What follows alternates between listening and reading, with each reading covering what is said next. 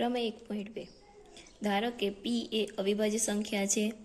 ધન પૂર્ણાંક a માટે a સ્ક્વેર એ p વડે વિભાજ્ય હોય તો a પણ p વડે કેવી હોવી જોઈએ?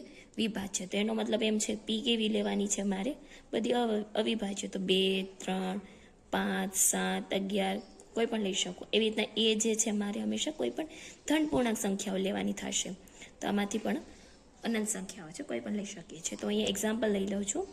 મારી પાસે p બરાબર છે 2 ને a જે છે હું 4 ધારું છું. તો પહેલાં તો એનો વર્ગ કરવા જઈએ તો 4નો વર્ગ થશે 16. તો મને કે p વડે વિભાજ્ય છે તો a સ્ક્વેરના છેદમાં p.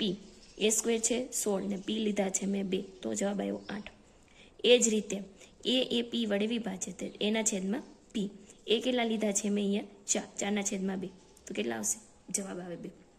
બીજું એક્ઝામ્પલ લઈ લે. p બરાબર લઉં છું 3 ને a બરાબર લઉં છું 9. એનો વર્ગ થશે 81. તો એવી જ રીતે આ જ સૂત્ર વાપરે તો a સ્ક્વેરના છેદમાં p.